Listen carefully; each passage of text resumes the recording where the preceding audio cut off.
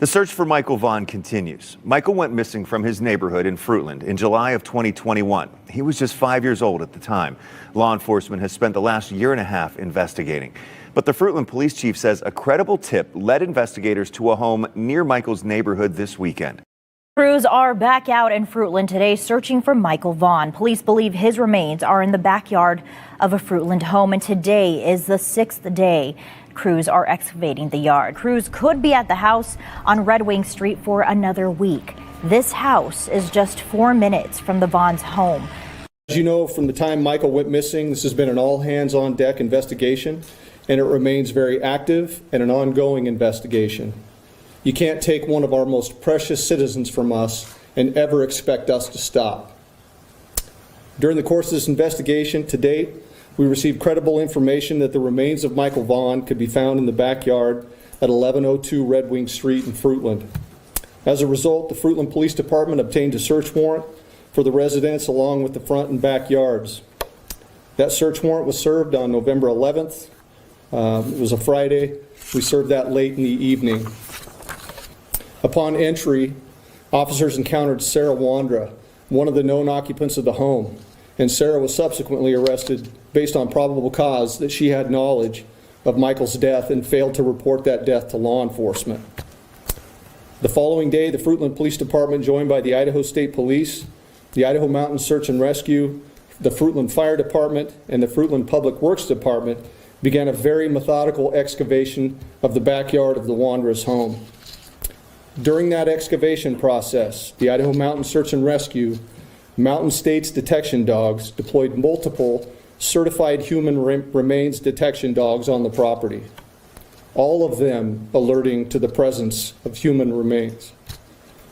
Ground penetrating radar was also used and deployed, detecting anomalies in the backyard. We completed the excavation of the entire backyard and removed over 250 yards of dirt. Prior to backfilling the yard, the dirt was meticulously sifted for any potential human remains. We did not find Michael's remains.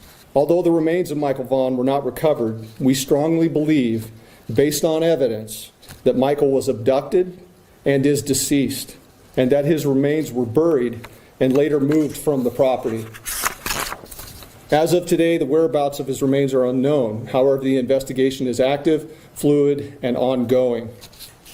Once the excavation was complete, we conducted a thorough search of the Wandra's residence. The search was productive, and additional investigative evidence was recovered and is currently being processed. Evidence suggests that the following individuals who are currently in custody are involved in the abduction of Michael Vaughan. Sarah Wandra, 35 years old. Sarah lives at 1102 Red Wing Street in Fruitland and was living there at the time of Michael's disappearance. We believe that Sarah has firsthand knowledge and is involved in Michael's abduction. Sarah Wandra is currently being held at the Payette County Jail for failing to report a death to law enforcement. And Stacy Wandra, 30 years old, a male. Stacy was also living at 1102 Red Wing Street in Fruitland and was living there at the time of Michael's disappearance. We believe that Stacy has firsthand knowledge and is involved in the abduction of Michael Vaughan.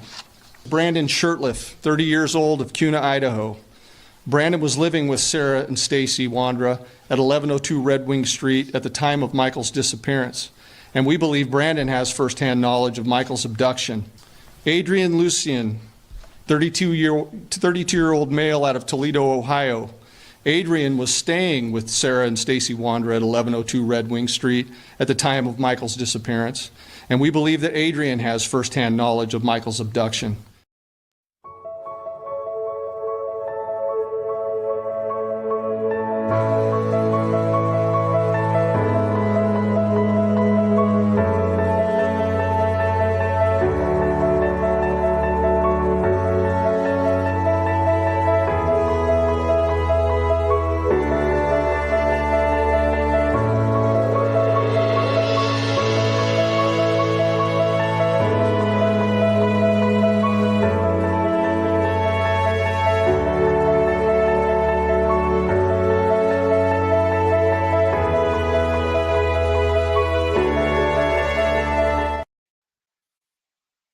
Hello, everybody. It is so good to see you.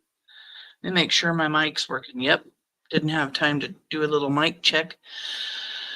Oh my goodness. It's Monday, May 12th, 2025. Welcome to Missing PNW Crimes Revisited. I am Samantha.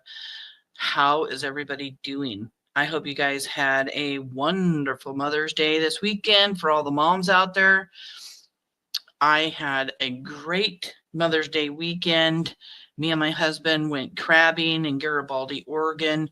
And even though we got skunked, it is a little too early to go crabbing right now. But it was a great, beautiful day out on the bay. And we got to see so many pelicans. We had one pelican up on the dock that was right up kind of in our faces, trying to steal our bait and everything else. And yeah, we just had a blast, like watching this pelican.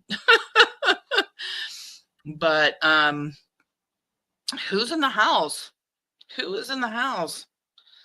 We have Pretty Assessor in the house. Hello, good to see you. We've got Golden Girly. Hello, I don't think I've seen you here before. Welcome.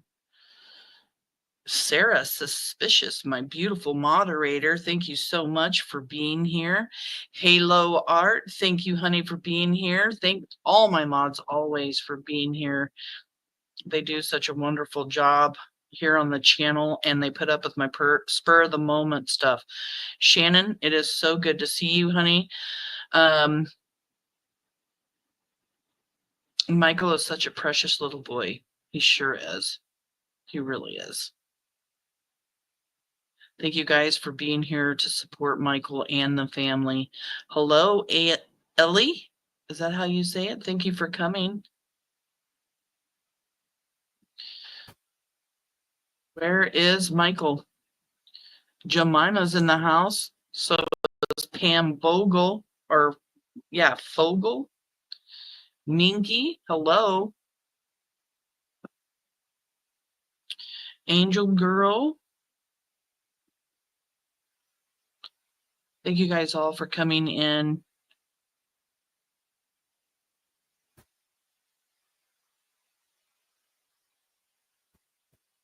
Hey, did I miss anybody? I don't think I missed anybody.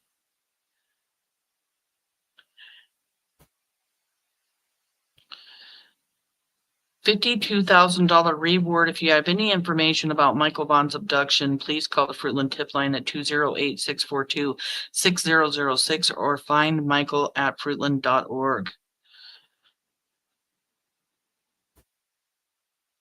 Alrighty.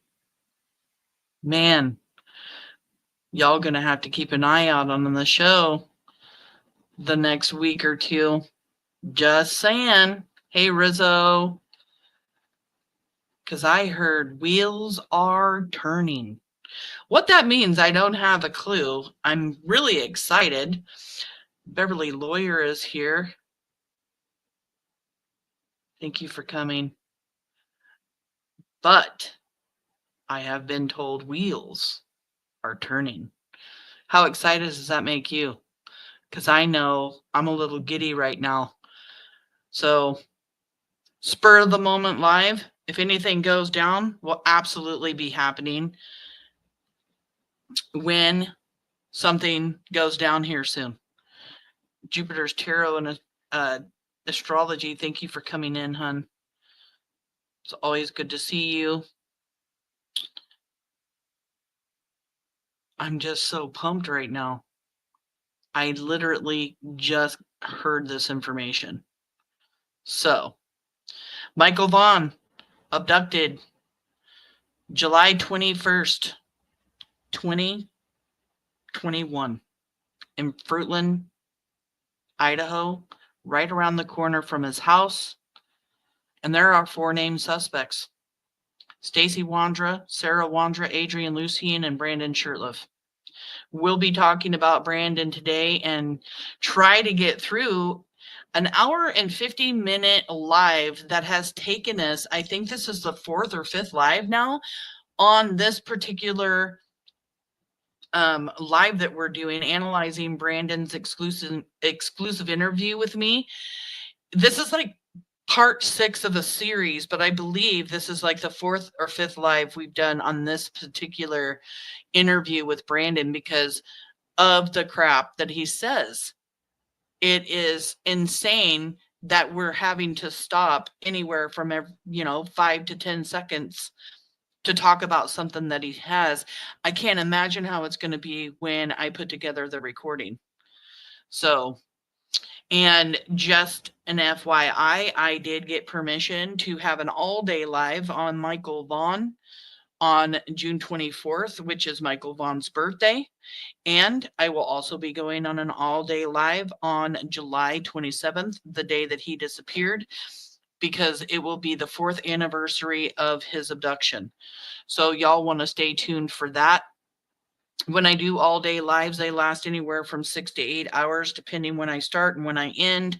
I believe that I know Michael Vaughan's case enough now that I can do an all-day live like I do for Kyron, which is also coming up on June 4th, 2010, or 2025, I'm sorry, on June 4th. But wheels are turning, okay? Wheels are turning. This is amazing news. So suspects, Stacy, Sarah, Adrian, Brandon, your time is coming. Your time is coming sooner than you think. Brandon, you should make a phone call to Brandy. You should go talk to law enforcement. You better do something and go take that plea deal. Adrian, if you're listening, I suggest you contact contact law enforcement. Shit's about to hit the fan and y'all are going down. None of you have had the guts to come forward and say anything to law enforcement, to give any kind of information and tell the truth about what's happened in Michael's abduction and murder. And it's going to be your own damn fault that you don't get a deal because you guys have been cowards trying to hide and run from law enforcement. It's going to come. So mark my words, they're coming. We've been waiting since the charges were drawn up, since Brandy and Tyler saw the charges drawn up on all 4 suspects a couple months ago. We've been waiting and waiting patiently, and it's sounding like law enforcement and the district attorney is wrapping things up. That's what it sounds like to me. So, if anybody out there has any tips about Michael Vaughan's abduction or any tips regarding any of the 4 suspects, Sarah and Stacy Wander, Adrian Lucy, and Brandon Shurtliff, now's the time. Let the DA get that information. There's a $52,000 reward for any information leading officers to Michael Vaughan. You can remain anonymous. The tip line phone number is 208-642-6006, or you can email findmichael@fruitland.org. No tip is too small. Let law enforcement decide whether or not it's a credible tip. We're Monkey's Army. We're not going anywhere. We are not going anywhere. We want justice for Michael. We want the Vaughan family to get peace.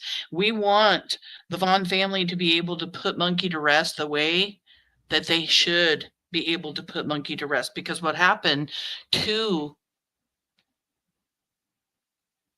Michael Vaughan is absolutely heartbreaking. A 5-year-old little boy abducted and murdered by one of these suspects. Buried in the Wanderer's backyard by one of these suspects. And then moved from the Wanderer's backyard to an unknown location by one of these suspects. And law enforcement seems to think it may be Brandon Shurtliff that knows where Monkey is. Adrian, if you don't have anything to do with this, if you really were stood up, if they really, really set you up, come forward and talk about what you know before you're arrested. Get the death penalty off the table. Maybe even get years from a life sentence off of a life sentence. It's just time for somebody to talk. And I'm just giving you guys a warning. Now's the time to start talking. And if you guys don't do it, well, that's your fault. That's your fault. Let's listen to a message to Brandon by Brandy. Brandon, you know what happened to our beautiful baby. Whether you were directly involved, but you know. You need to start talking. You need to come forward. Quit lying, quit hiding.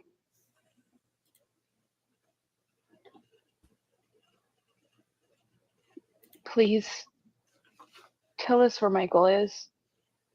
Let our family have some rest, please. Let us bring our baby home. We've worked tirelessly, endlessly. Law enforcement,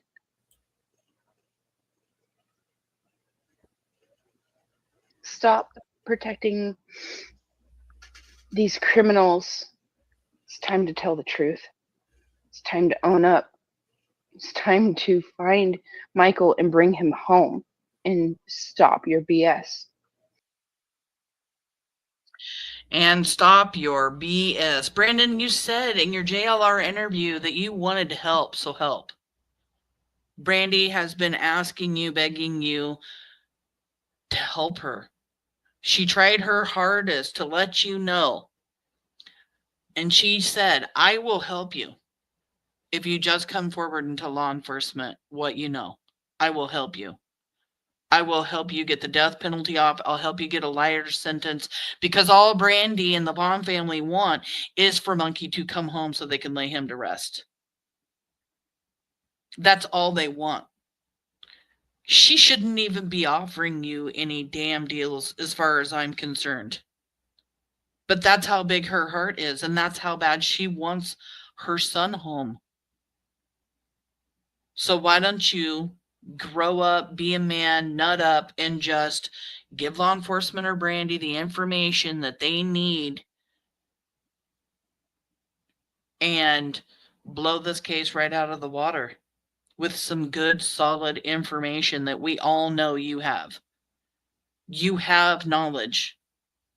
So talk to law enforcement. So I just put up the Vaughan family meal train. It is very helpful, especially with Brandy's health right now. You can purchase a restaurant or purchase several different restaurants because they can order the food and have it sent to the house. If you want to do it that way, you can also purchase some kind of Visa card with any amount that you guys would like to put on there, if you can. It does help Brandy a lot when they do get the Visa cards. Not only does it help them pay their bills, they can go grocery shopping, but it helps Brandy get the kind of food that she needs on her special diet. And of course, we've got Monkey's Project link up there too. Monkey's Project is a project that Brandy has been working on for Monkey. It's a special little place for families to go to dig in the mud and have some fun. A park-like setting, maybe a camping type setting. Not all the details are there, but if you click the link, you can buy a necklace, a t-shirt, a zip-up hoodie, pullover hoodie. There are hats, and they come in black, blue, pink, red. There are coffee mugs, there are water cups.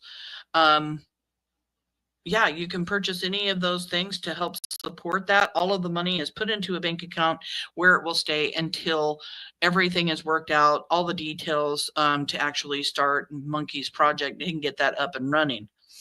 And then today is Monday, so there is a link there to click on for Monkey Monday if you'd like to go over to yep, why am I forgetting the name?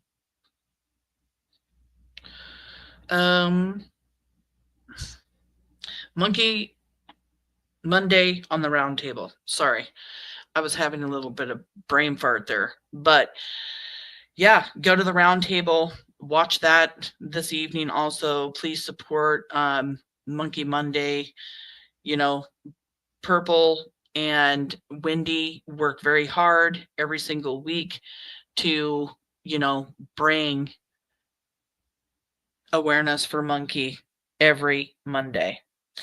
I actually have a doctor's appointment at the near clinic that I had to make for myself, so I won't be able to go over there and join.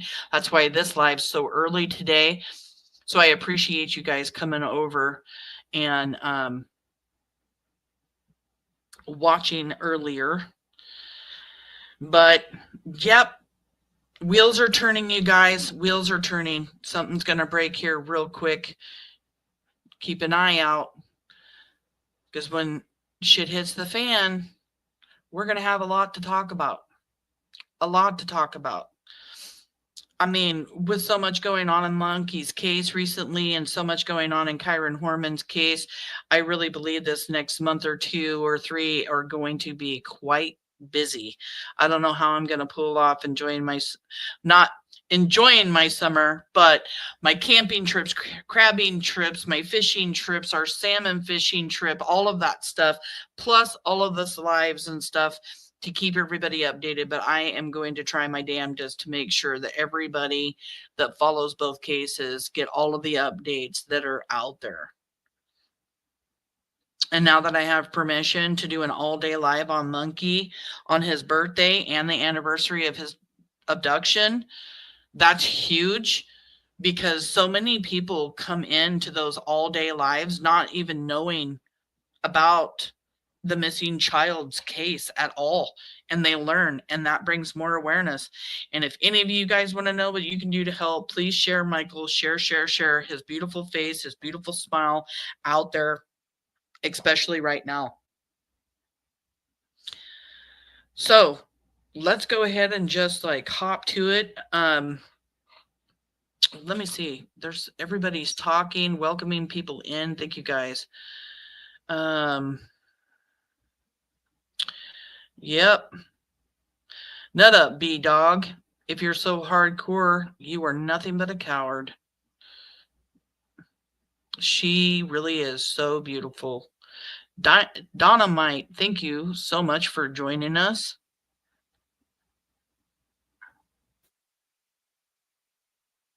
Right. Bren, thank you for being here.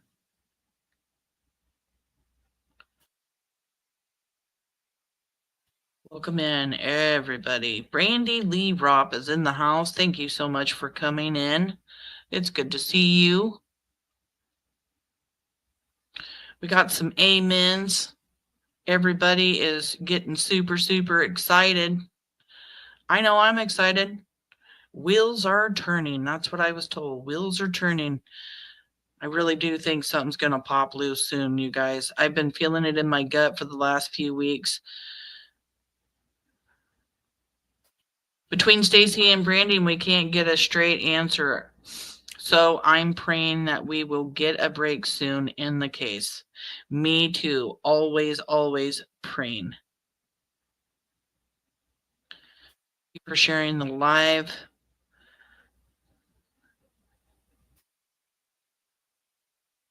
Of course, thank you for your big heart. I look forward to these lives. Oh, thank you. I look forward to seeing you guys.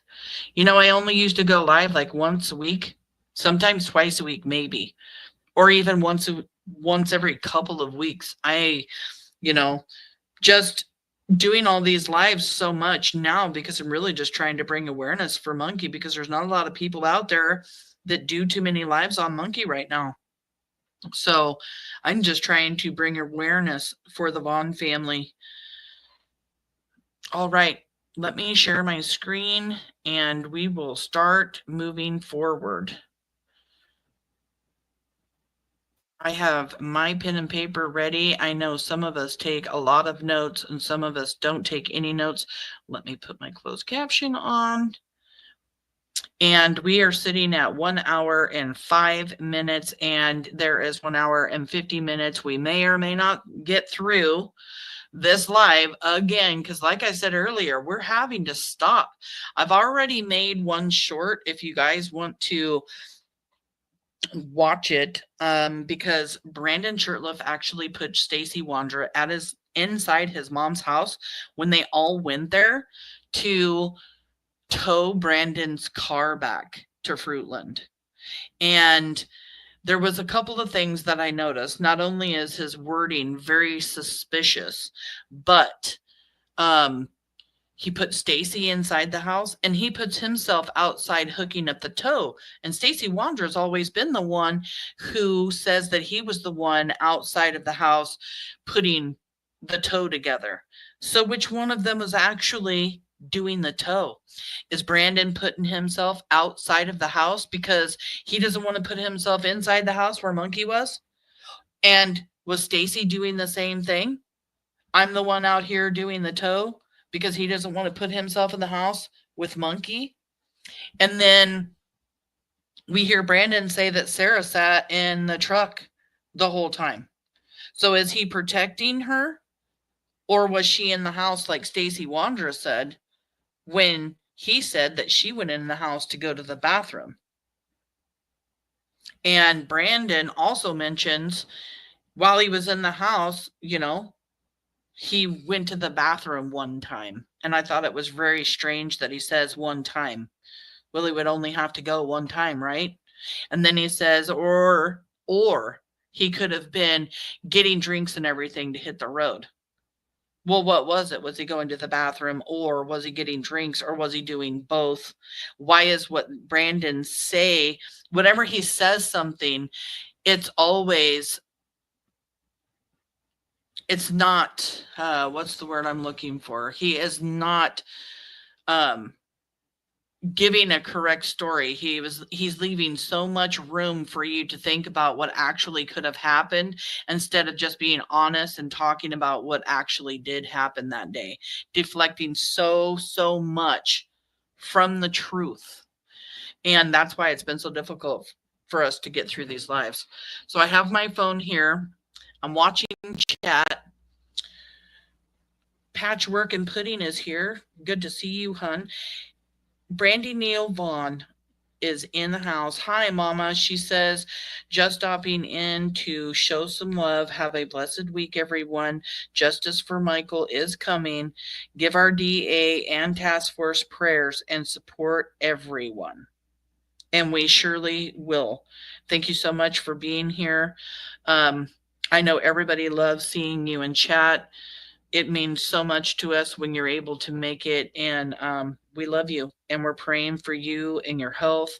And yeah, we're excited. We really are hoping and praying for the family that something breaks loose soon. So yeah, everybody, please, she says, give our DA and task force prayers and support everyone. Yes, thank you for coming in.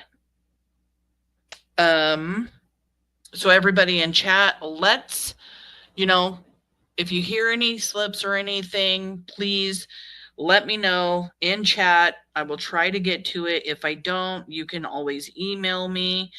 Let me find my email address. Here's my email address for the Missing PNW Crimes Revisited, and you can email me. I'm getting a lot better at checking it. So yes, if you see something, please. I'm going to be putting out more and more shorts lately for the timestamps that we have of Brandon's bigger slips, like putting Stacy Wandra in the house. That's huge. Or him saying he was doing the towing. That's huge. The wording that he chooses to use has been insane, and he never wants to talk about times. He will give huge roundabout times, 5 minutes to 45 minutes we were there at my mom's house, or 5 minutes to 30 minutes, deflecting from time because he doesn't want anybody to be able to piece together his timeline for the day. Also, during this information, we have found out from him asked him if he stayed the night at the Wanderer's house that night. He has denied. No, he didn't deny. I'll have to get back to you on that, he says. So he can't tell us whether or not he stayed at the Wanderer's house the night that Michael was abducted. And we also have Misty and Dan tell us, which is a friend and an ex-girlfriend, tell us that Brandon had told both of them, two people that don't even like each other or talk to each other, and Brandon's telling them that he went back to his mom's house in Cuna the night of Michael's abduction. It's huge. McSporin from Scotland, thank you so much for coming in. All right, I got my pen and paper, my iced coffee. Let's do it. Now, back to a question I just saw in chat that I'm actually curious about, because there was talk about it, because Chris Madonna talks to Stacy about it in that confession footage. Do you know where the tricycle came from that was in Stacy and Sarah's garage? No, ma'am. And I do remember that being one of the questions that came up. So that is kind of. So he's saying, I remember that being one of the questions that came up. So I wonder right here at 1:06, 1 hour, 6 minutes, if law enforcement asked him about the tricycle. And we know that this tricycle that was in the garage, I don't know why law enforcement would want to talk about it or something. It's strange that they had a tricycle in the garage, but it's not connected to Monkey, this tricycle. I think more that they're just interested in knowing about this tricycle, because why would people that don't have kids have a tricycle there at their house? I know there's been lots of speculation. There's been lots of rumors gone around that this tricycle had something to do with Monkey and his disappearance or his abduction. But as far as I know, it is only rumored that that had some connection. In the beginning, I know law enforcement asked questions about a scooter and a tricycle, before knowing all of the knowledge that they had, knowing Michael was on foot. Michael was on foot when he was abducted. Sally Mae, good to see you, hon. So, yeah, it looks like that this was one of the questions about the tricycle that law enforcement or somebody had asked him, because he's talking about that, remembering that being one of the questions that came up. In detail, one of the things that I'm thinking about and this and that. But as far as just a random tricycle showing up one day, hell no, I didn't know where it came from. And I'm trying to think if I ever did see it, this and that. But as far as just a random is kind of in detail one of the things that I'm thinking about and this and that. But as far as just a random tricycle showing up one day, hell no, I didn't know where it came from. And I'm trying to think. He actually sounds quite self-defensive about this tricycle. Hell no, I didn't know anything about it. A little self-defensive, in my opinion. Yeah, the neighbors did say, and even on the news clips, that police were asking about a child scooter. And it's law enforcement, in the very beginning, I don't think they knew whether or not Michael had left the house on a scooter, a tricycle, a bike, or what. You know what I mean? Like, they didn't have any details about how he left the house. They just know he left the house. But after looking into it further, they realized Michael was on foot. Or maybe there's another reason why they were asking about Michael's scooter. I don't know. I just know the tricycle is a rumor. Michael was on foot.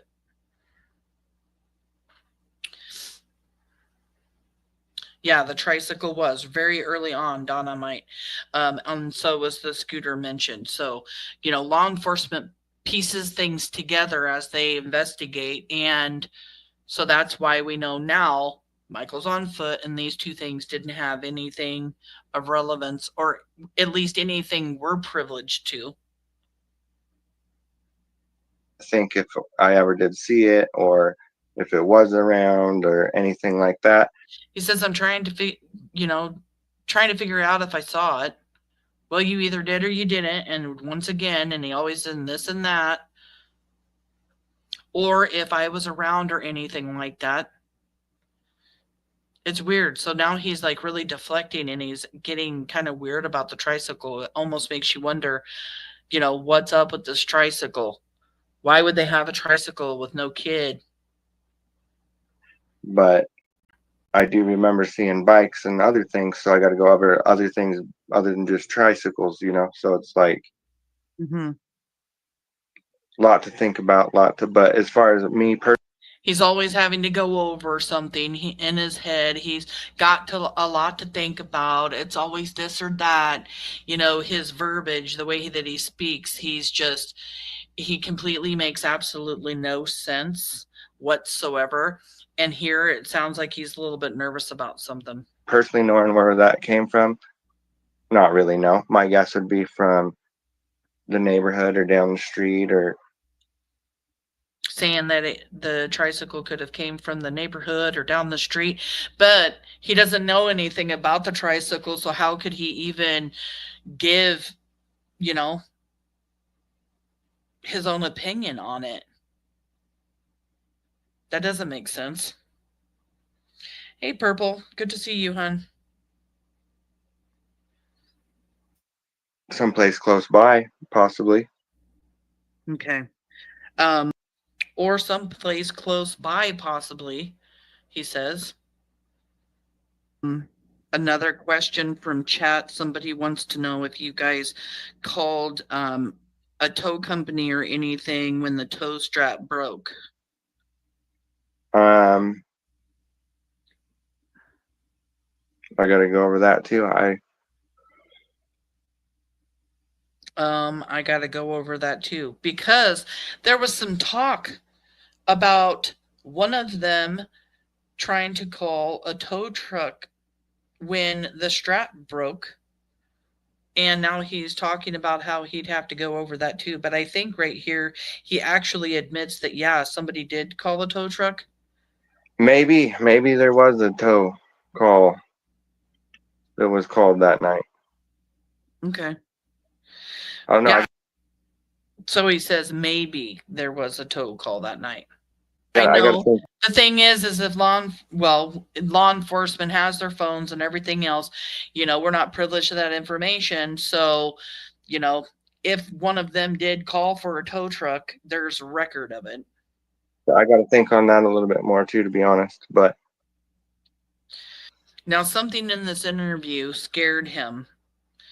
And if you go back to around the time that I, put up the confession footage with Stacey Wandra, from there up until here and on to the end of this interview, he just got really sketched out. I think it just totally freaked him out hearing Stacey Wandra throw him under the bus and say that he was the one who bound Michael up with duct tape and put him in a garbage bag. Like, I think that messed with Brandon so hardcore, because almost every single question you ask, from here on out that I asked, I have to think about that. I have to think about that. He is not wanting to answer anything. Very nervous. His attitude stinks.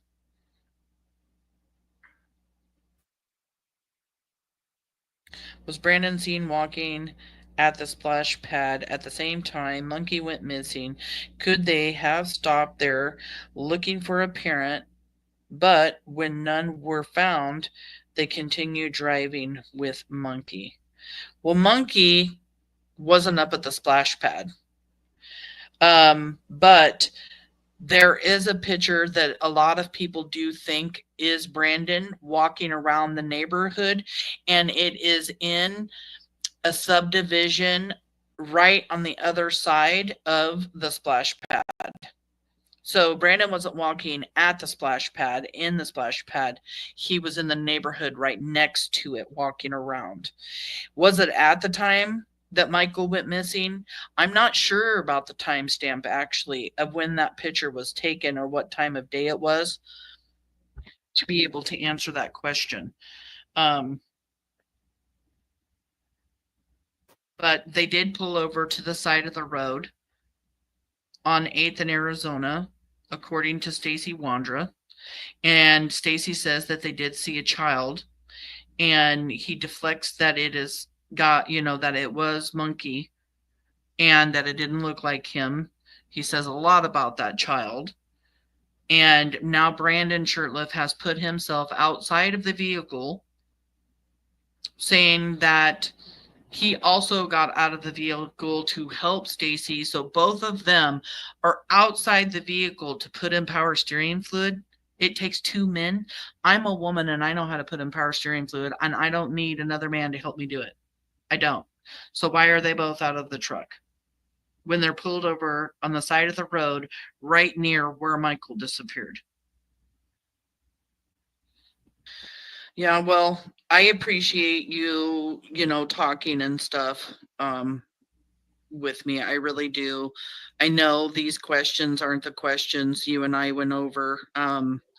Do you still want me to keep going through chat? Are you still comfortable with that? Or we've been on here for an hour and almost. I talked to Brandon about how I would only have him on alive for about an hour. He was very like, I don't know how long I'm going to be able to stay on. I'm super nervous. Can we just try to make it short? I had already been interviewing him for like an hour and 7 minutes. So I wanted to give him the opportunity to stay, to leave, whatever, just trying to make him comfortable. Almost 10 minutes. I told you, I kind of lost track of time a little bit, but I told you that we, could stop if you're being uncomfortable, or if you're comfortable, we can keep talking. It's completely up to you where you want to go from here. No one is going to judge you. Yeah. Are you still comfortable talking, or do you want to stop and do this and have another live soon? Jemima says, Spirit Seeker caught Stacy saying they went to pick him up. She did a short video on it. I'll have to reach out to her. Or, oh yeah, I can reach out to her and ask her about that. I don't know. I haven't heard that yet. Yeah, I look forward to another live soon. And like I say, there's a couple corrections that need to be done. Anytime I've ever mentioned another live, even though he says that he was looking forward for another live, he wants nothing to do with going on another live.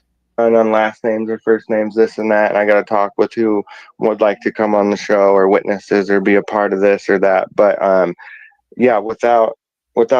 We talked about having him on the show again with Dan or with Misty. He didn't want anything to do with those.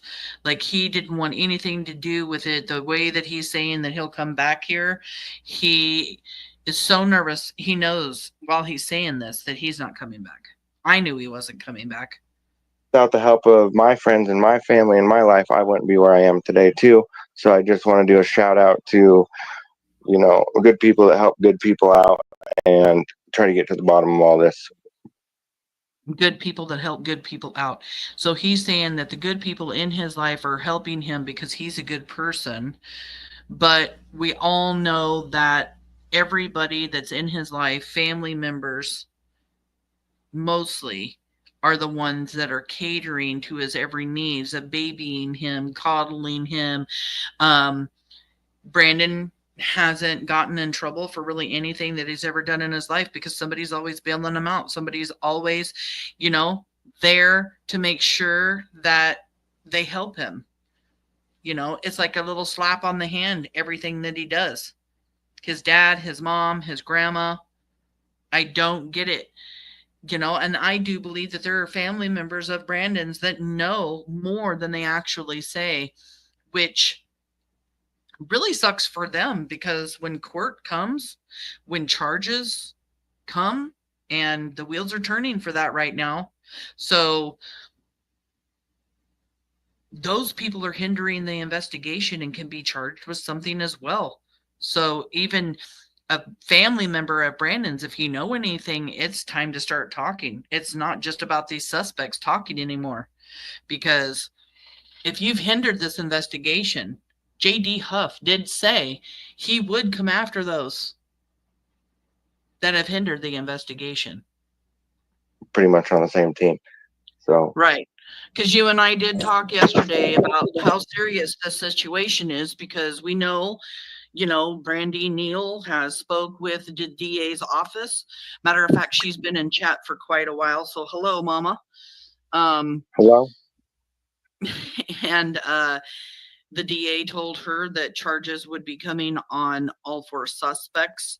And, you and I talked about, if that goes down, you could be looking at, life in prison. You could be looking at the death penalty. You could be looking, spending years of your life in prison. And, you wanted to come forward and talk and tell your side. So, how do I word this? That's what's going on, because you and I talked about it. How do you feel like you could help the police if you did talk to them? I mean, is there anything that you could say that you think that, to police that could help this investigation, or have you thought about contacting them at all? Yeah, I've definitely gone all over quite a few different scenarios and quite a few different things in my mind. And fact is, in the very beginning of this, Going over quite a few scenarios in my mind. His words bother me. They frustrate me. I just want him to get to the friggin' point and, stop with the crazy verbiage. Like, just have a conversation. Not in my mind. I was in pretty close contact with law enforcement, and they were asking me a bunch of stuff, and I was trying to be honest and open with them then. And then it kind of went from a little thing that got a little bit bigger and bigger. And, It went from a little thing and then got bigger and bigger after he sat down and talked with law enforcement, which he makes it sound like he's been working with this and, with them the entire time. But from what I understand, they've talked to Brandon, after they found him, and Brandon talked to them that one time. I know they talked to him about the plea deal. I'm not sure how many times they have talked to Brandon, but I don't think it's a lot. I'm aware of the consequences. I'm aware of how the real world goes in the real world and life in general and other things. And, I'm not opposed to ever talking to a policeman about it, or the chief of police. I'd like to sit down and have a sit down with him still. But, it's like there's a lot of different key. He still wants to sit down. He still wants to talk to the chief, to, all of the stuff that he's saying. But like Jemima says, he's ran twice. That he's on the run right now. He thinks he's hiding from law enforcement, but he's not. He's just trying to. And he had the opportunity to speak with law enforcement and talk to them about this plea deal, or, just go in and talk with them. His mom helped him get an attorney after this plea deal came out. Him, his mom, and his attorney were supposed to go to Fruitland, talk to Fruitland police. He was going to talk, and then he never did. And then Dan seems to think that he doesn't even have that attorney anymore because his mom stopped paying for the attorney because he didn't go to Fruitland. So he's just full of it. He doesn't want to help. He just wants people to think that he's helping. Hey Jen, good to see you. There was somebody else, Cotton Candy came in the house too. Thank you guys for showing up. Key factors that play into this, especially after someone said things the way they did. So it's right. It's not a little thing, and I don't take it as a little thing. And, I think big things are going to happen. And if I was to help out or do this and that, you just have to go. He thinks big things are going to happen. He does understand the consequences that are coming, yet he's dumb enough to not take a plea deal. He's dumb enough to not go talk to law enforcement, even with an attorney.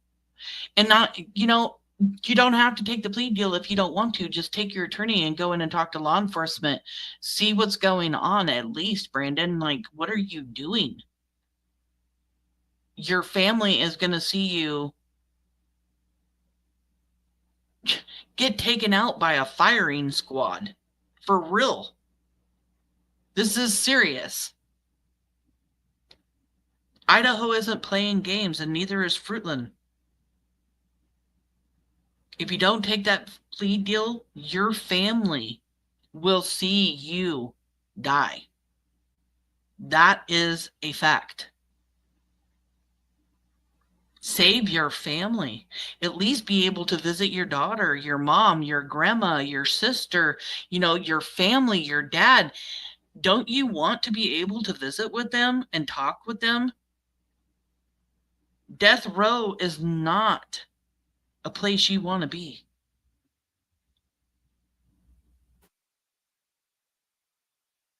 Go over the missing details and try to look into some of these more things that we were speaking about earlier, and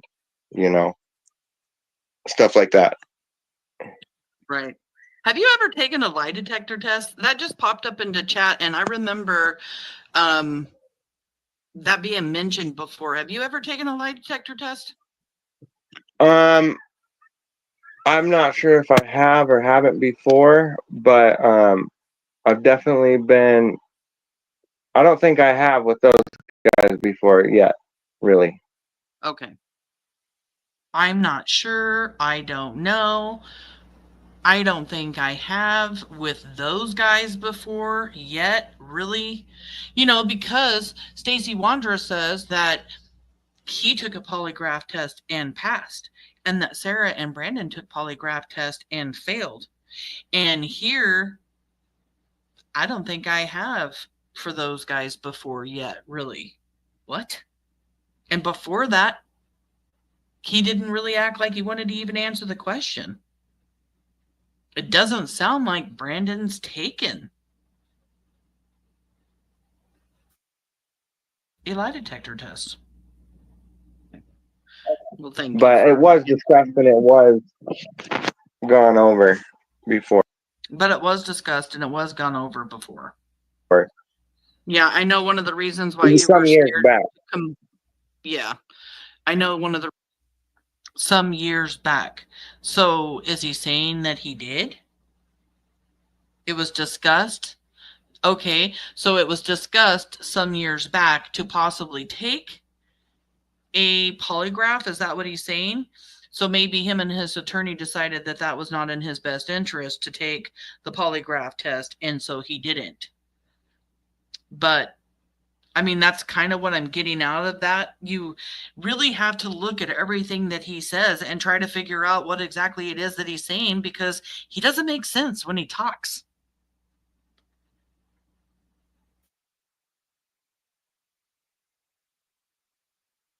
The reasons why you were scared to come up on panel today is because you don't have an attorney, and that you were advised not to be up here talking or whatnot. So I really appreciate that. A message that come through chat before I let you go.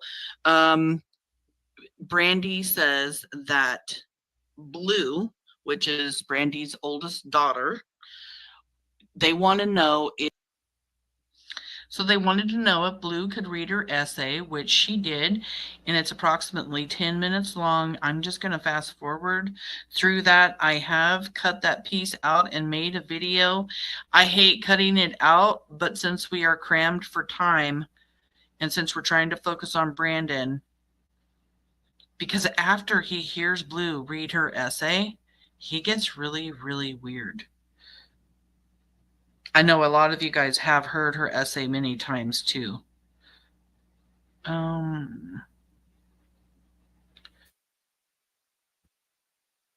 see. So I wanted to share my story on how I learned to do. Okay.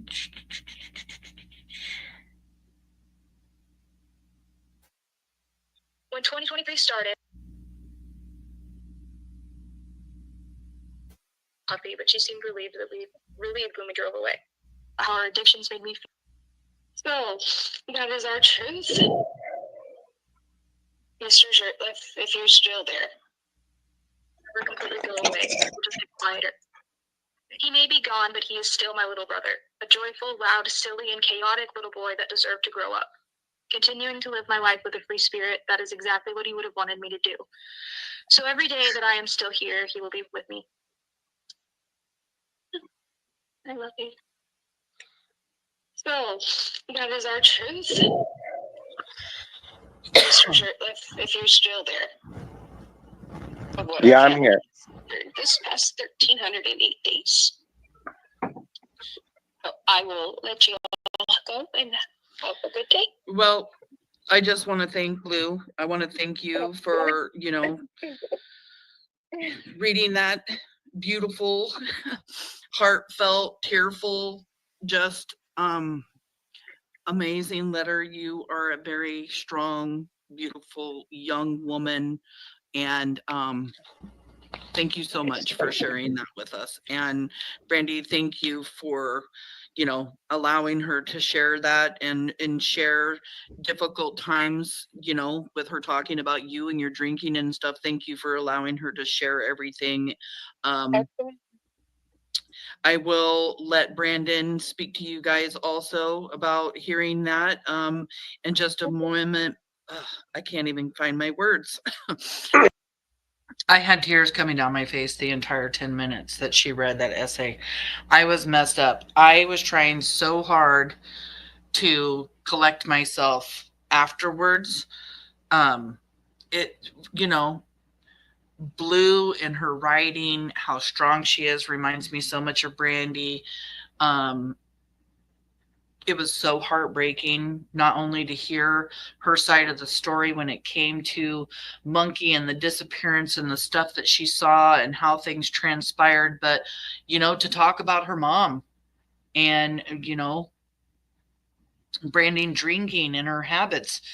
And you cannot blame a mother of an abducted child for anything like drinking, to want to forget about everything, to want to numb the pain that she was going through, even though it did not.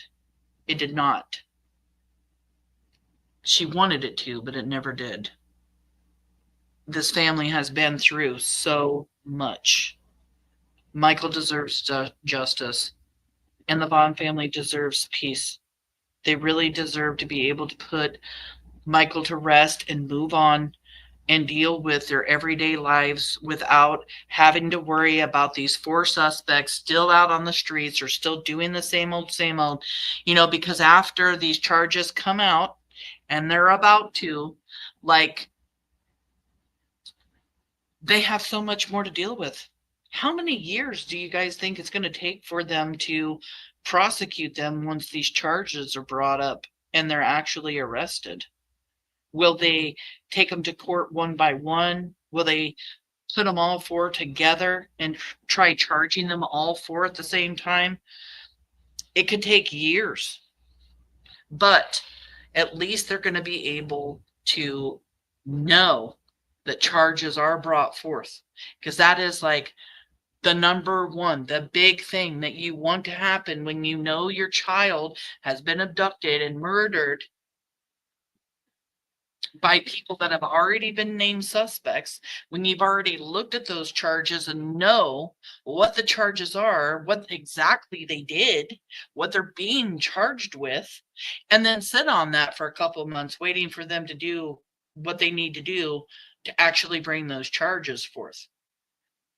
They've been sitting on their edge of the seats for the last 2-3 months. After all the stress of wondering what happened to Michael, wondering what ifing, having to stay next to their phone for an update by law enforcement, all while dealing with Brandy's illness. I can't imagine what that family is going through right now. So, I'll let Brandon speak on it here in a second, and then you guys can listen. Thank you so much, Blue, for sharing that with us. And it's beautiful, and you did an amazing job. Like, you tell the whole story, and our hearts are with you guys. Our hearts are always, I know my heart is here at Missing PNW, Samantha, whatever you want to call me, Blue. I just, I love you guys so much. I'm always thinking and praying about you guys and Michael and, you know, your mom's health and everything. So thank you so much for sharing that with us, love. We really appreciate it so much. Well, thank you for And letting me share my perspective on the story. That's why I wrote the essay, was to give my perspective, because everybody's heard from my mom and everybody's heard from like news, but nobody's heard about anything from the kids. Right. So I thought that would be something good to get out there since I'm old enough. Right? Right? Well, good job, love. And I know that must have been hard reading and stuff. And we appreciate it so much, honey. Thank you. I bet it was. I'm a writer too. So your heart and your feelings are into it at the moment of writing.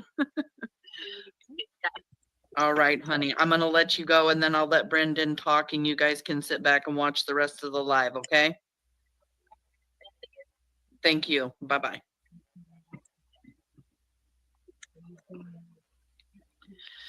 Yeah, I thought I would just let you, you know, speak about that for a second, about her letter or her essay.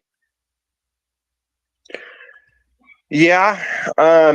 First things first, I want to say is that's not easy or fun thing to be going through, and she did a very good job with her paper on writing that. And I hope that her mother gets feeling better soon and well. And my heart and prayers go out for it. And it's a pretty sad story, just hearing it like that was written out on paper, and definitely life altering, things, not just easy things to go over. And I can understand depression, I can understand drinking, drug abuse, alcohol abuse, because honestly I've struggled with some of those kind of things before myself.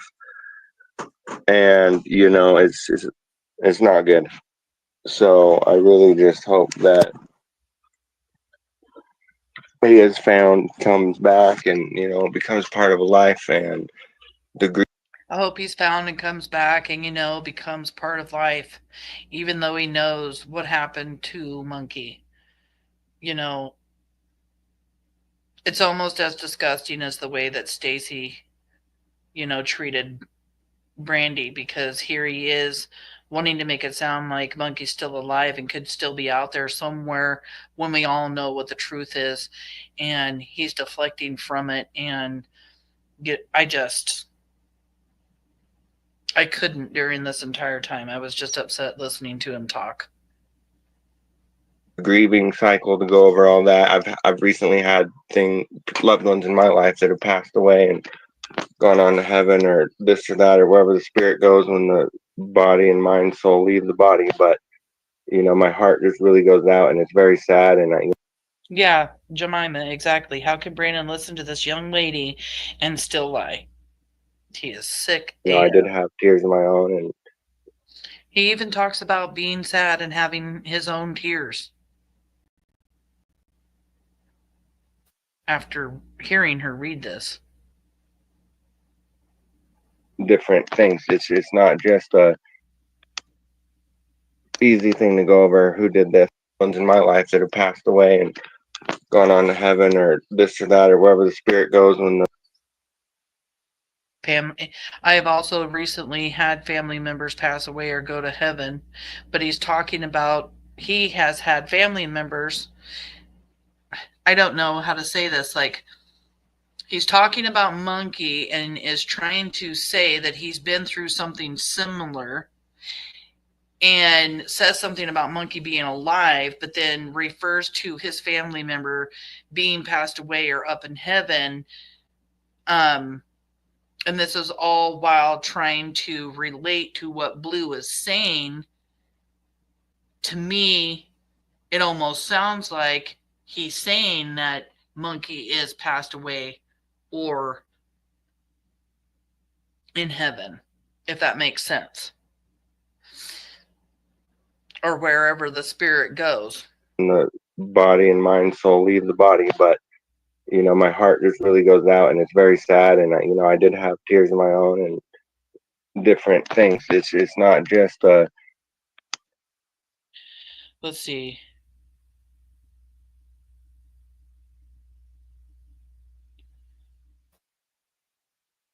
Yeah, becomes part of life, Jemima. What a creepy thing to say. It is. Karma bites hard, Creaker says. And then Sarah suspicious after saying hopefully Michael is found and can be a part of life.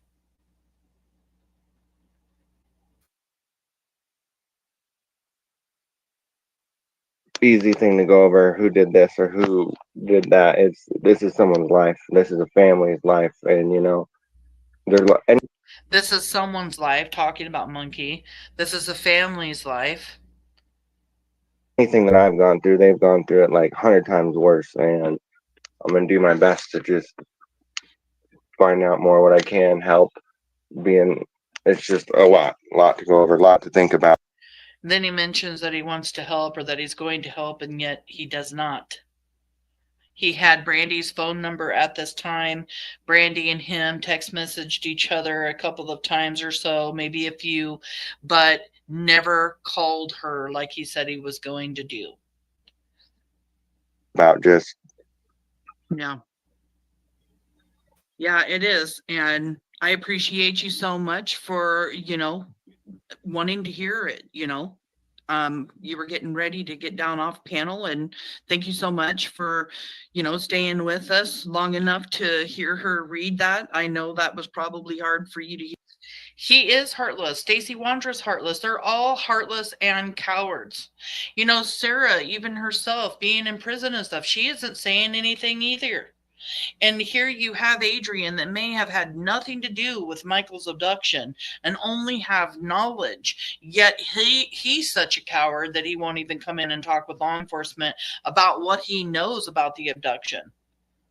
I mean, all we're asking is for the truth, but I mean, they're criminals. They're all criminals. They've all had a criminal history, and, none of them are going to say anything about the others.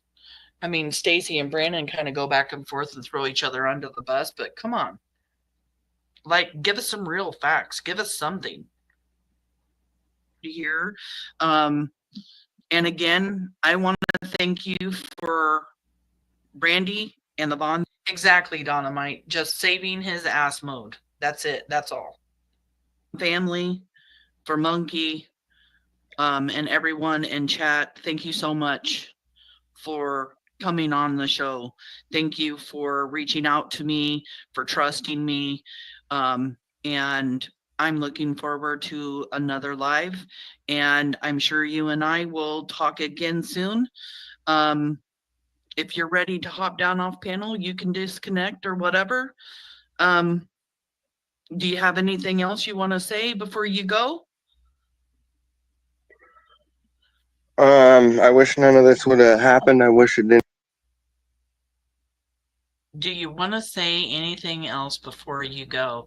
And the first words out of his mouth at 1 hour, 31 minutes is, I wish none of this would have happened. None of what? Didn't go down the way it did. I wish it didn't go down the way that it did. He actually says the exact same thing in the last short video that I just posted a couple of days ago. He wishes that things didn't go down the way they did when they did, he says. And here, I wish it didn't go down the way it did. And I'm just appalled, pretty much. Just, it doesn't make me happy either. And he's just appalled pretty much, and it doesn't make me happy either. How do you think the Vaughn family feels? I'm sure they're appalled, and I'm sure they're not happy. You know how many tears they have shed over Michael missing, Michael being abducted and gone for forever, never being able to watch him grow up, never being able to watch him get married, graduate school, have kids. None of it taken because 4 people decided that on July 27th, 2021, they wanted to abduct a child or abduct somebody. And yeah, I will look to seeing you guys on the next New Lives. Yeah, I would look to seeing you guys on the next New Lives. And thanks everyone for coming out and being a part of it. Yeah, I know it was hard for you. I know you're really nervous. Yeah, you've done an amazing job answering questions and stuff. And I know I was only going to have you here for a little bit, so I don't want to push it with you. So we'll just look. Exactly, Beverly, innocent. Be like, I'm clean of any of this. I didn't have anything to do with it. You don't sit there and apologize for the way things went down, or I'm sorry any of this ever happened. You're not apologizing. You are, well, I didn't have anything to do with it, is all I want to say. I just want to tell everybody I didn't have anything to do with this. I don't know anything. You know, if law enforcement wants to talk to me about what I do know or what happened that day or what I was doing, I'm glad to give them that information, because when you're not guilty, you will talk to law enforcement and tell them anything and everything they need to know so that you do get checked off that suspect list. Look forward to another live, Brandon. Thank you so much for coming on and being here today. Yes, ma'am. Have a good day. Bye. Staying with us long enough to hear her read that, and I'm sure you and I will. And I'm looking forward to.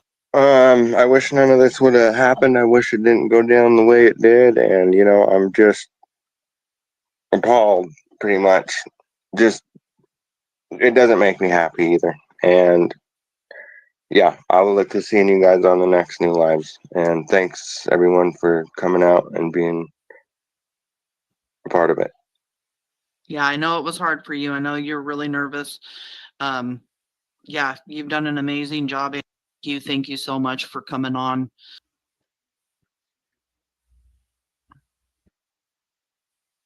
So that's the end of it. We actually made it to the end of it in only an hour and 13 minutes. I mean, it's just absolutely crazy to hear the way that he talks, to hear him say things like, I'm sorry, the way that things, you know, things went down the way that they did when they did. He does not sound like an innocent person to me at all.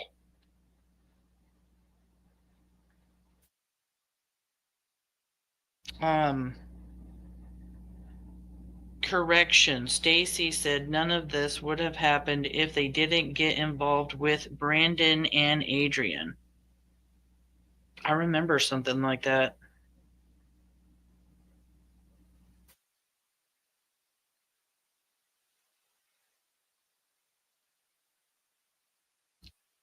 Somebody says they have the uncut version, the uncut video of Stacy talking to LE.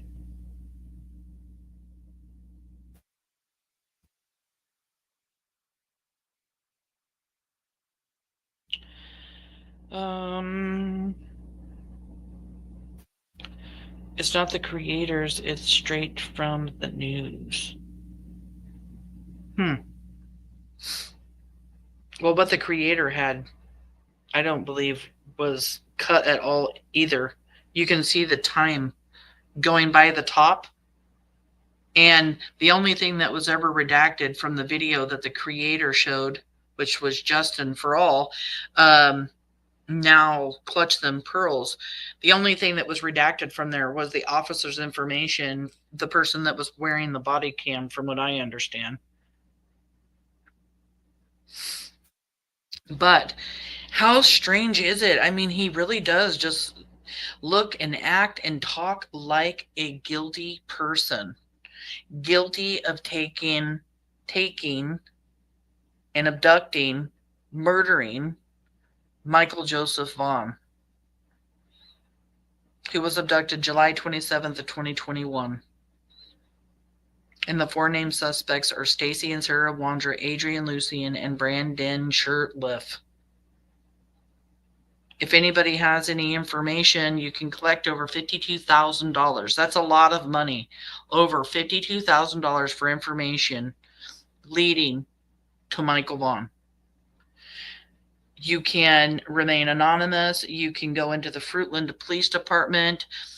If you see Adrian or Brandon, please let law enforcement know. Since we know the wheels are turning, we might as well keep an eye on them and tell law enforcement where they are, because they seem to think that they're running and hiding. So email that information to findmichael@fruitland.org. If you have a tip, you can call law enforcement at 208-642-6006 or email findmichael@fruitland.org. No tip is too small. Let law enforcement decide if your tip is credible. It is time for Michael to get justice. And justice is coming very, very soon. It's great news that the wheels are turning, and that this week, next week, sometime here real soon, we're going to hear something big. Okay? I've been feeling it. I've been saying it.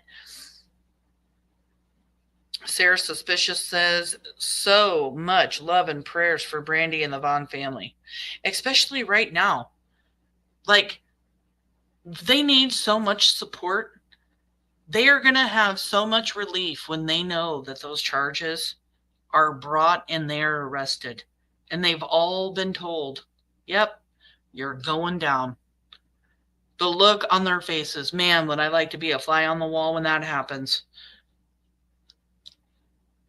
And it's coming.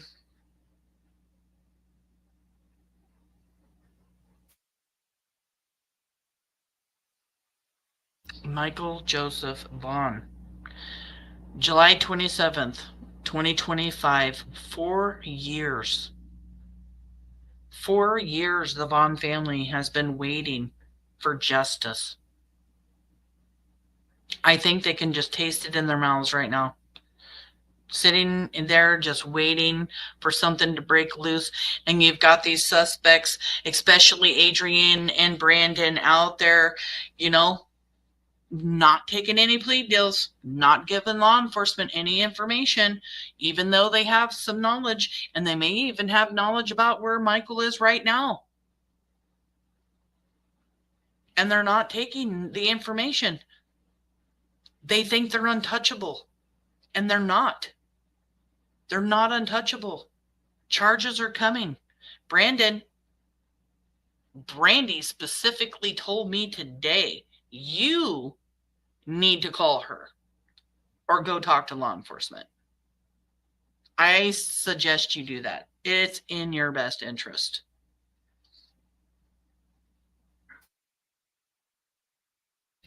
Purple says that it's a very special Monkey Monday this week. Let me see if I can find you. Hold on, hon.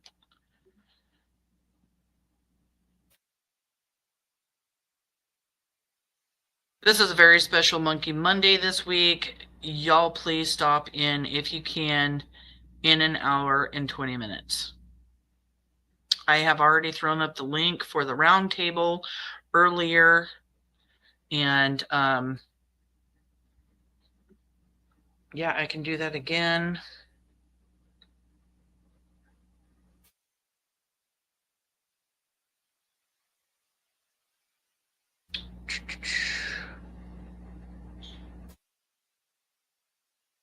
Go to the round table, sub up. Wendy and Purple work so very hard every Monkey Monday. Level-headed sometimes does the lives. So please go join. I don't know if I'll be able to make it this week because I do have a doctor's appointment. That's why I went live a little bit earlier. It's at 5:30 in like an hour. But I will try. Matter of fact, while I'm waiting to see the doctor and stuff, I'll probably pop in and out. Justice Jane is in the house. Thank you so much for being here. We are ready for those charges to be brought up. We are ready to see arrests. I really, really hope that it comes here very, very soon. Brandon, Adrian, you've pretty much ran out of time. If you don't contact law enforcement and take a plea deal and tell law enforcement or the Vaughan family where Monkey is or what you know, you're looking at the death penalty. Straight up, period. That's what all four of you are looking for. So the firing squad, your families are going to watch you die. That's what's going to happen. No more messing around. You guys, TikTok, TikTok, TikTok. Go talk to law enforcement. Would Brandy and Tyler have to agree for a plea deal to be offered? If so, then Brandon should be thanking them for saving his life. I'm not sure if they have to agree on the plea deal, but I know Brandy, and I know that she is willing to pretty much make any deal to find her son. They both would. Her and Tyler both would do anything. Like, not even send any of them to jail if they would just tell them where Monkey is. Like, I'm not joking.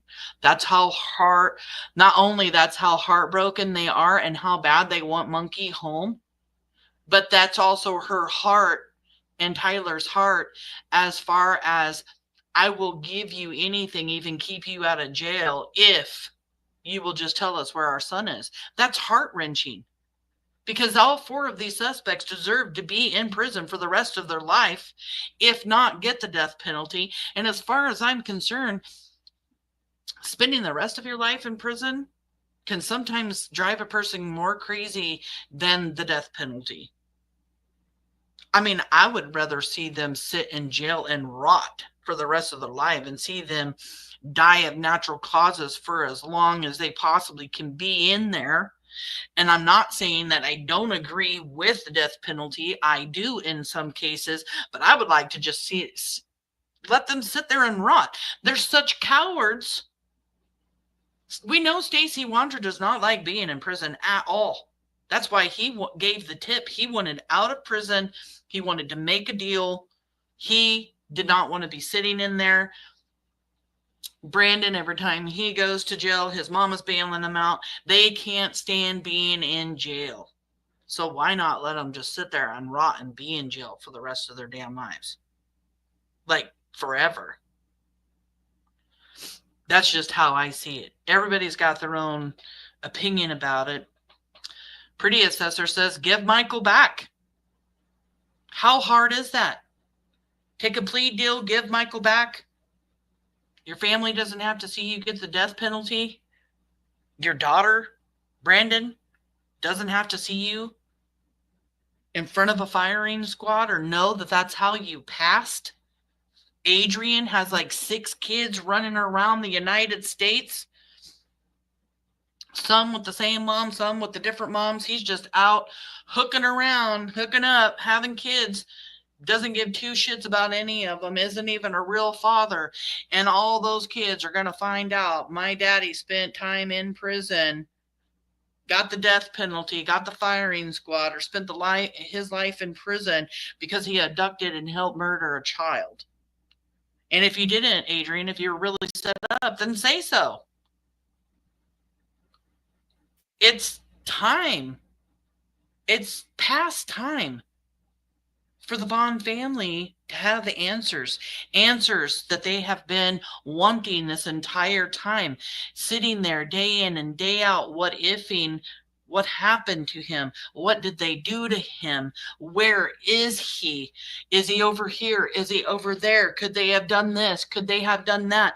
I can't even imagine all of the questions that have gone through their minds for almost now 4 years.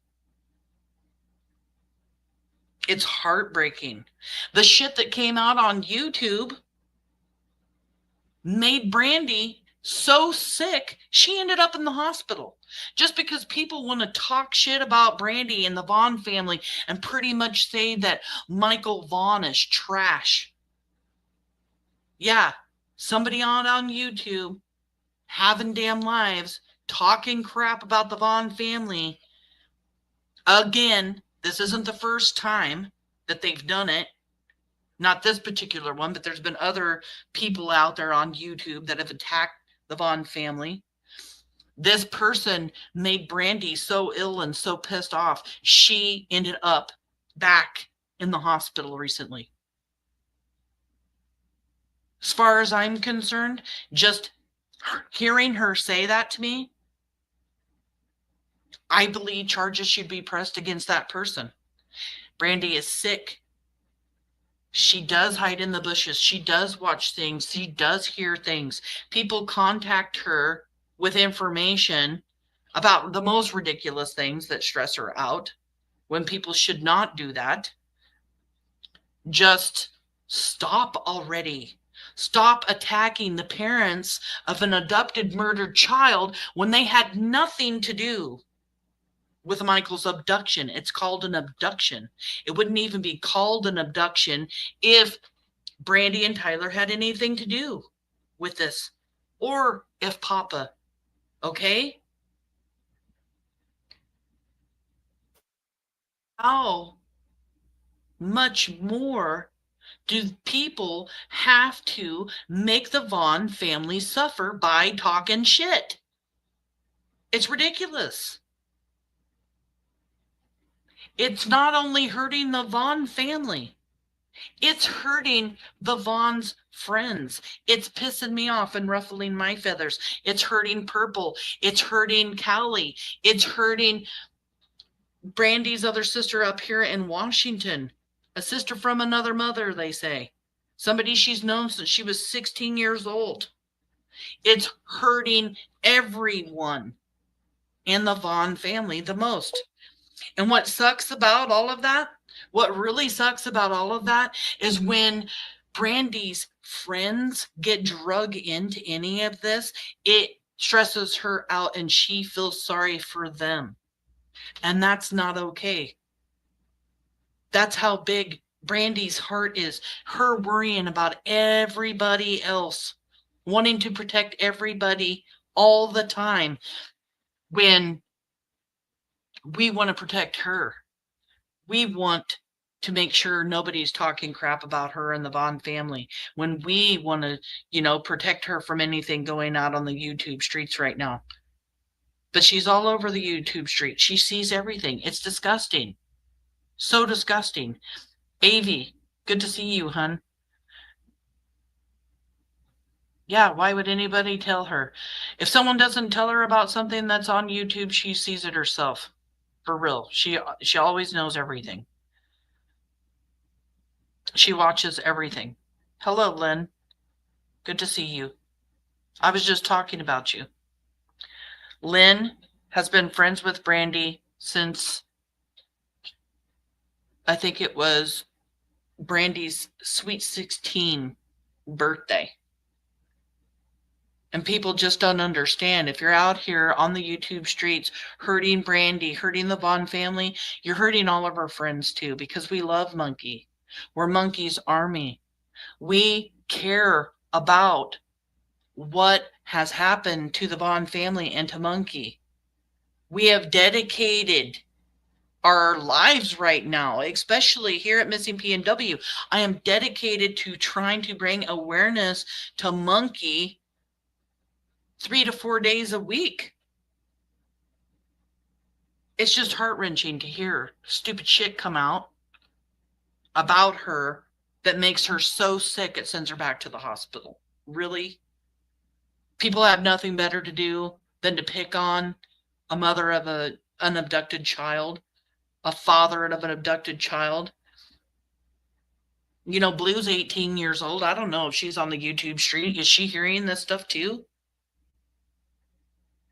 Not just talking crap about the Vaughan family, but talking crap about Michael himself. Heartbreaking. Yes, sickening.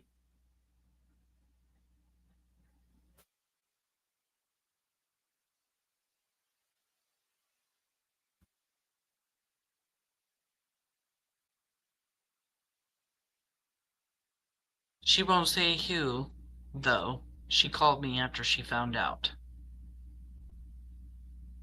It's heartbreaking.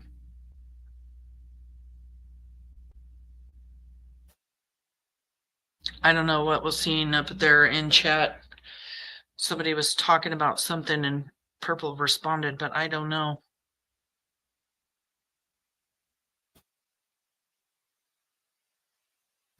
Fed up Buttercup, tell them, Sam, great job. These creeps have no right to taken any one of their lives. I'd be sick too.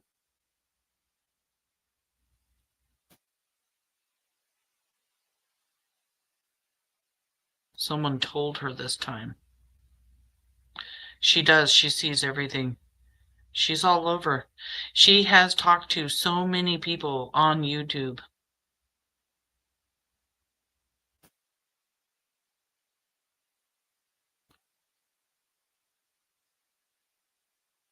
Clutch These Pearl had that video for over a year and didn't release it or put it out. Brandy put the video out. His name was put on it because he requested a FOIA, and that footage came with it on accident. It wasn't even supposed to be sent to him. The news, I don't know where they got it, but I'm pretty sure when I saw the news, they had the same confession footage that was put out by either Monkey's Army or Clutch Them Pearls or somewhere, because it was all over the internet. Anyway, sorry you guys, I was on a rant. I literally heard today that Brandy ended up in the hospital getting so sick after hearing some stuff that came out on the internet. It was just disgusting stuff.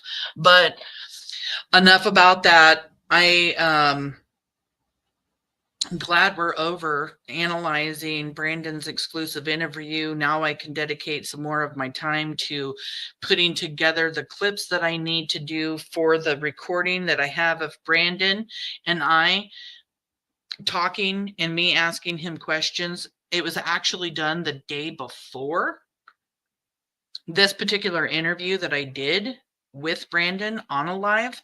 So to be able to watch that and just hear the contradictions from one day to the next day is insane. He changed up his story so many times.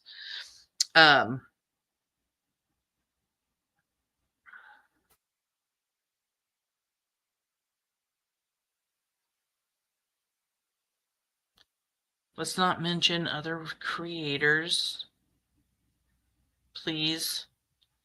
That causes a lot of stuff for me and the channel. Brandy's area, I lived 40 years, been gone from that whole area 3 years now. I am clear across the USA. They had posters up of Monkey everywhere from day one. Oh yeah, and Brandy, she just never stopped putting out those flyers all the time, walking. That's all she did for the longest time. She still does. Even though people taking down flyers and everything else, she was constantly putting up flyers. And the Vaughan family's advocated for their son, for Michael the entire time. They've never given up. They're the strongest family ever under the circumstances. They really are so very strong.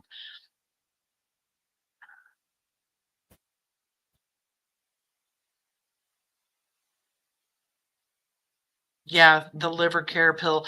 I know. I actually did see that. I think I messaged you back. I just know that she's on a lot of different medications. I don't know if she can take any more medication.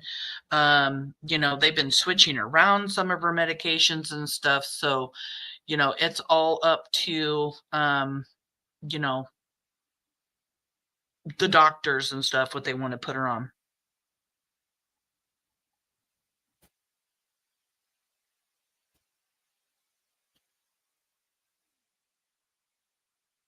But If there is any tip about Michael's abduction or the 4 suspects, Sarah Wandra, Stacy Wandra, Adrian Lucien, and Brandon Shurtliff, please call the tip line 208-642-6006 or email findmichael@fruitland.org.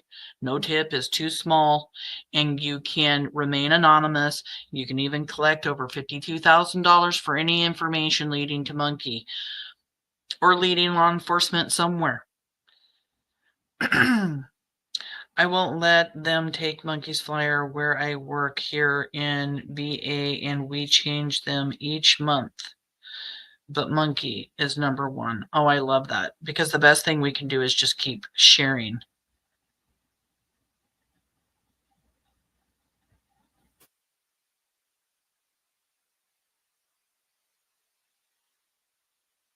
Thank you guys for coming. Thank you guys for supporting Monkey. Please don't miss the Monkey Monday at the round table. Purple says that it is going to be super, super special tonight. So please go over there and take a look at what it is. I'm quite curious of what it is. Here's the link for the Monkey Monday.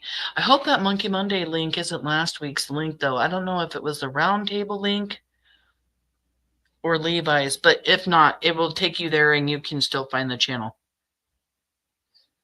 And Lynn is putting up flyers all over Whidbey Island. You live in the most beautiful place, as far as I'm concerned, in all of the United States. Whidbey Island is absolutely gorgeous.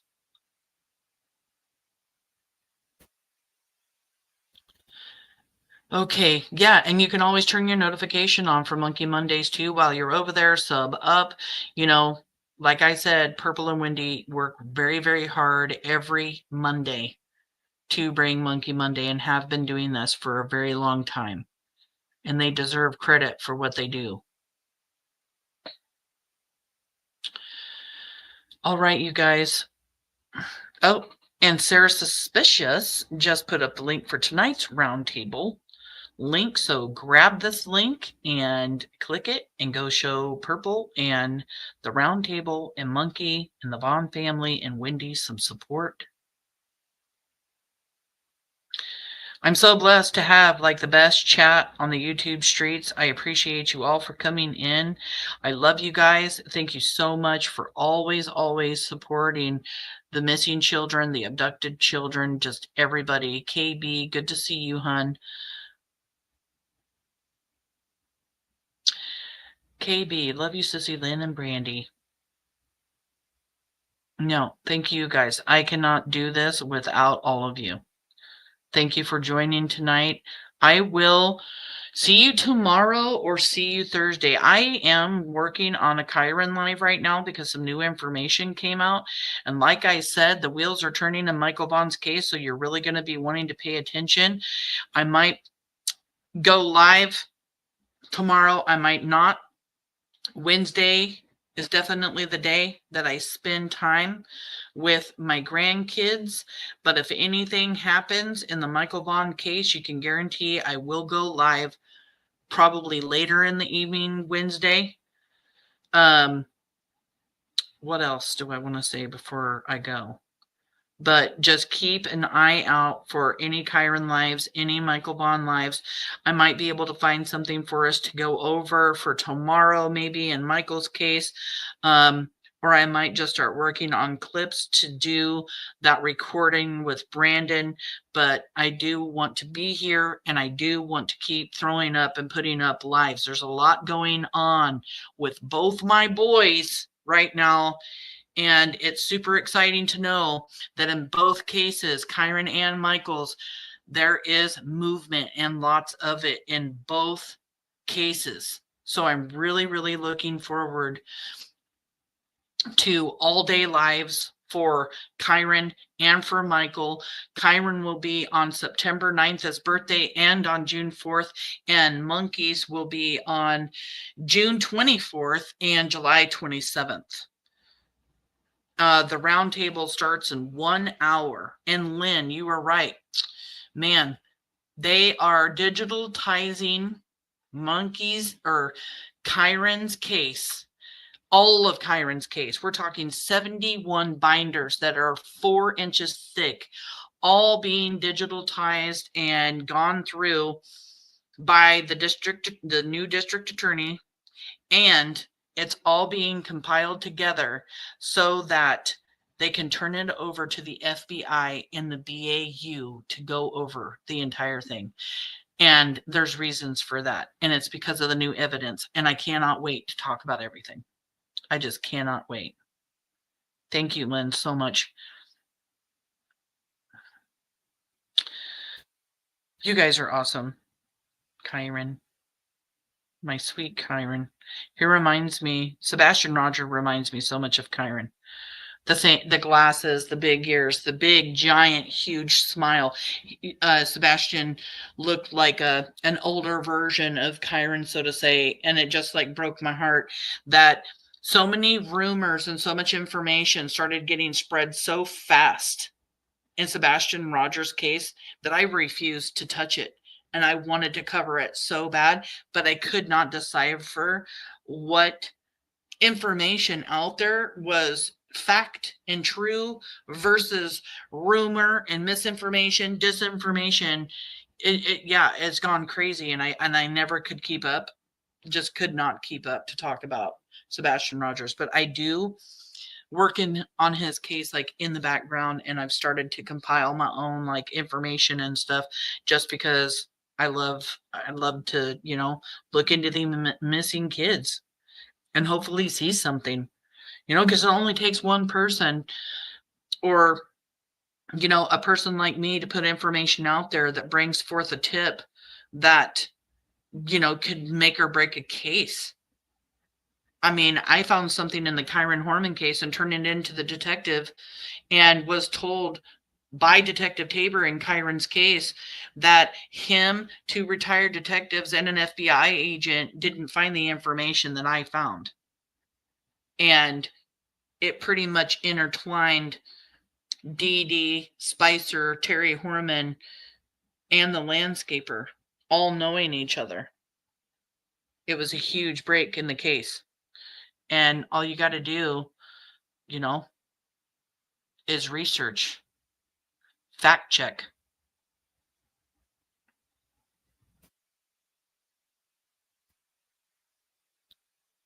I do want to look into Summer's case. I just don't know much about it. I'm more Pacific Northwest is for, or PMW stands for Pacific Northwest. I do try to stay local so that I can do videos and stuff. And it's easier for me to find information when it's more local.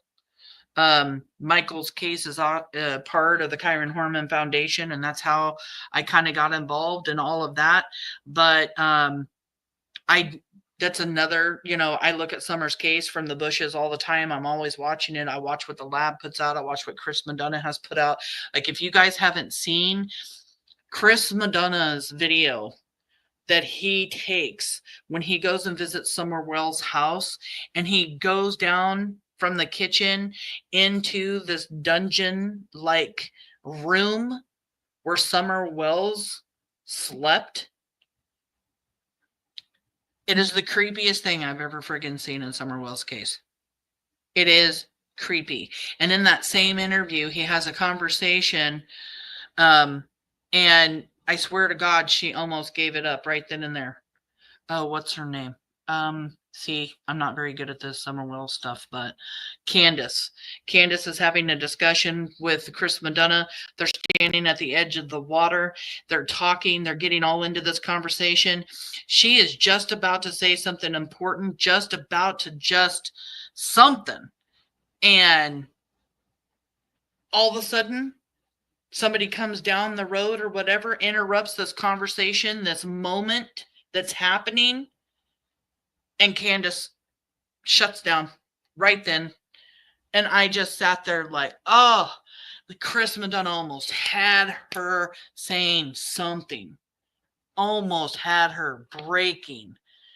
Got to watch it. It is insane. Poor baby girl, to see the property, to see the house, to see the dungeon where she slept, to even look at her toys and see how filthy they were, how broken, to see the inside of the house look like, it was just hoarding. It looked like some kind of hoarding going on inside the house. Very, very, very creepy.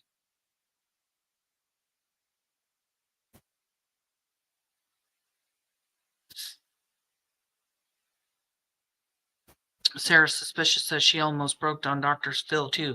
See, that's how much I know about the case, because I didn't even know Candace went on the Dr. Phil show.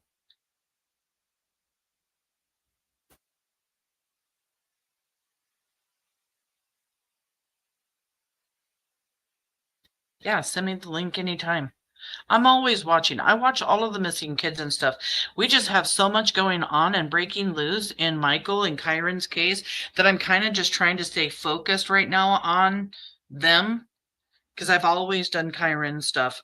And, Michael needs us right now. So that's where my heart is and will be until justice is served. Oh, yeah, the Nova Scotia case right now, similar to Summerwell's 2 siblings that went missing.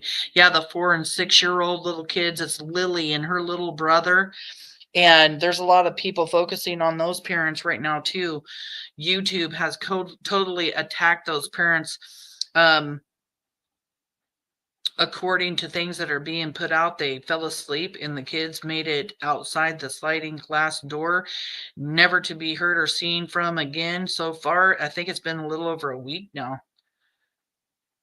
She was freaking out on Dr. Phil, huh? Yeah, but I've been watching that. Lily and Jack, that's right.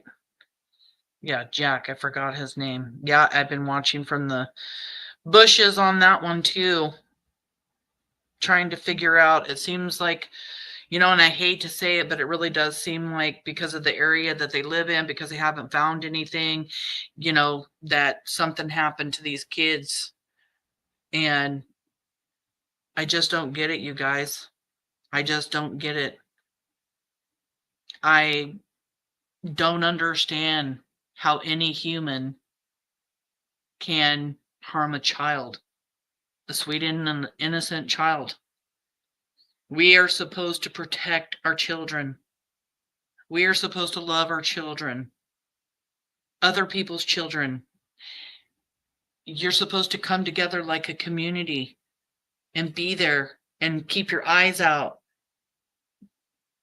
I don't understand what's happening in this world where so many kids are suffering, whether they're not being fed, whether they're being abused mentally, physically, abused. It's so, so sad. That's why I picked missing kids. That's why I picked kids' cases. It's not talked about enough. It makes us uncomfortable. It makes us uncomfortable to talk about things that happen to children, the bad things that happen to children. And it is an uncomfortable and, uneasy thing. I have gotten attacked. I have, been messaged like, I don't know how you talk about that case the way that you do, blah, blah. I have to grab a hold of my emotions and my feelings before each and every single one of my shows when I talk about kids. If I don't detach in some way, shape, or form, my mental health becomes compromised. And I want to be able to advocate for these children in a way that helps. I don't want to be an emotional wreck. And I'm a crybaby. I tear up so very easily. There has been a couple of really shocking things happen while I've been live. I have cried. I admit it. Big deal. Those are my real true emotions coming through, and I am allowed to have those damn feelings, especially when it comes on like right then and there. But I really do have to check those feelings, put myself in a good mental state of mind before each one of my lives so that I can be my best and advocate my best for any and all children that I work on. And it's hard, especially when you get to like really disgusting cases. Like I worked on the Madeline Soto case for a little while, talking about Stephen Stearns. Like he's the most disgusting man. Wow. And I stopped doing updates on her case because it was so disgusting that I couldn't talk about it. And now I'm just waiting actually for, the court. It keeps being prolonged. Stephen Stearns and his attorney keep blowing off and getting off on not court not starting and stuff. But when that does happen, if it is televised, I would love to go over that, every day too.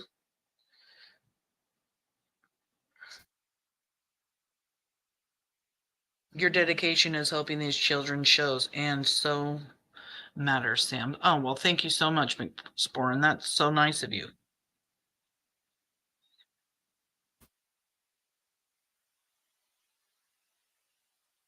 Thank you so much for coming in, Jonathan. Carmen never forgets an address. Be a long time and lots of love all. Yeah, Stephens is. It's disgusting.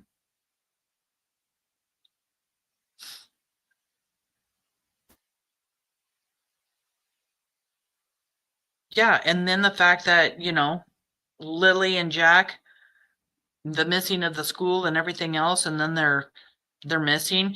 But I guess up there in Canada, like there was no school on Wednesday, and if you stay out of school because you're sick, you have to stay out of school for a certain period of time up there in Canada till you can come back, from what I heard. So I don't know if they just were being lazy parents and not sending the kids to school, if they became like missing even before they were reported missing or what. But my gut right now is telling me somebody in the house or on that property had something to do with these kids missing. And I hate saying that so early on. Matter of fact, I probably shouldn't have. I hate it when parents of missing kids are attacked when you don't really know. But yeah, they are talking about Lily and Jack in past tense. And that's what got me. The past tense. You cannot talk about a child in a past tense if they're still out there. And then there's a bunch of different narratives that they're trying to spin on what could have happened to the children. And I don't ever like seeing that either, because when your child comes up missing, they come up missing. You don't know what happened to them. There is no narrative to spin. None. Zero. You do not know where your child is. You do not know what happened to your child. Please help me. Here's the tip line. If you see them, please call 911. Here are flyers. Help us look for our child. That's what happens, not narratives. Not maybe they were abducted. Not maybe so-and-so took them. No narratives.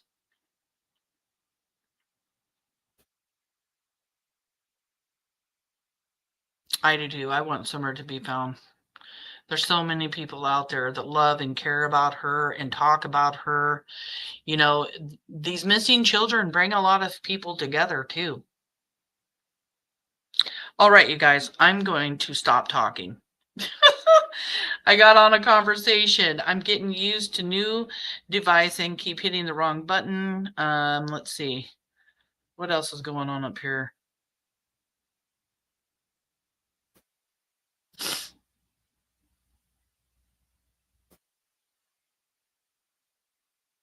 Yeah, they are. They were pointing their fingers at each other, but they were both in the room. And the mom said that she fell asleep and she knew that her and her boyfriend had fallen asleep.